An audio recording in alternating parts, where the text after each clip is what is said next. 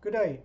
So this is the second video in this short video series dealing with heuristic optimization approaches for project selection on multiple network elements. In the previous video, I'll put the link to the previous video in the description below. We discussed the basics of this type of problem, and we discussed the first approach, which we called the bottom-up greedy approach, and we walked through the algorithm process. What we're going to do now is to do a slightly different approach, which we call the bottom-up egalitarian. Now, this approach is very similar to the one explained in the previous video. However, in this approach, we are going to try to spread the funding more equally amongst the network elements. For this toy problem, it turns out that the solution is the same.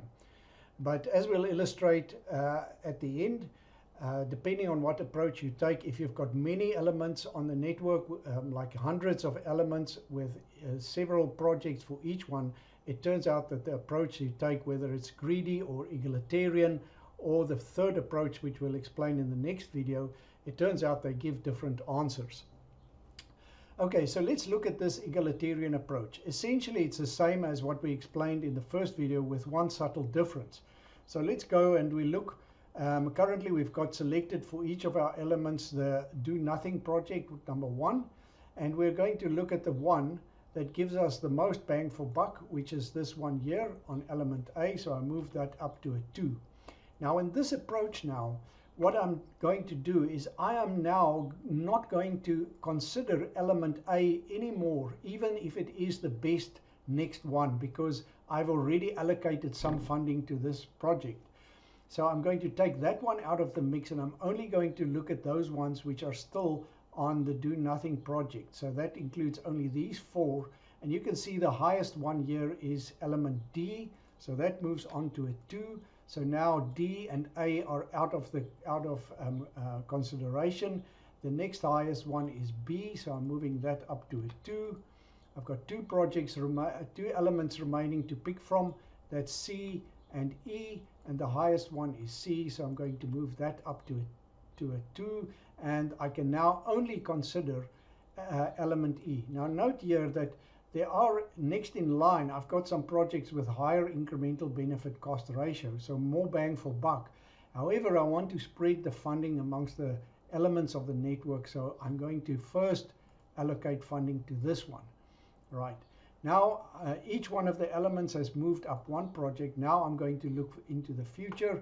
I'm going to look at the next project in line for each element, and the best one is this one on element E, so that moves up to a 3.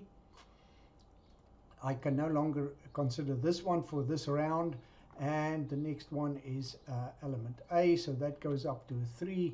So I can only look at these 3 now, and the highest one is B, so that goes up to a 3 as well. And my budget, looking at my spending, it's still well below budget, so I can now look at these 2 here, and the highest one is C, so C moves up to a 3, and now the only one that remains is D, which also moves up to a 3. However, I see when I move D up to a 3, my spending goes outside my budget, and that means D has to remain at project 2 of the list. So if I cannot allocate to this element, then I can go on to the next round and again start considering the other elements. So looking at the other elements here, E is the highest incremental benefit cost ratio, so this one goes up to a 4. My budget is still okay. Now I can consider these ones which are still on 4, and the highest of these is B, so B goes up to a 4. And now I can consider the ones that are still on 4 or 5, or this 3 one which is still there, but of course I know that busts my budget, so I really can't consider that one.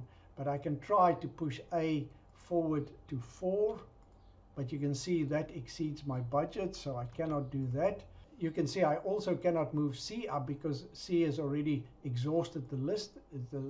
There's no projects remaining, so the only thing I can do here is move A or C up And you can see if I move A up, then I bust my budget as we showed earlier, and C I cannot move up. And if I move D up, I also exhaust my budget.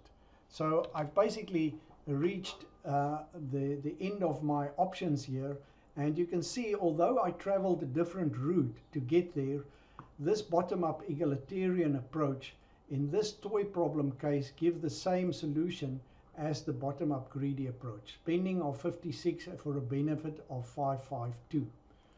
So with this approach, you're always going to treat most elements on the network, and whether it gives you the most benefit or not.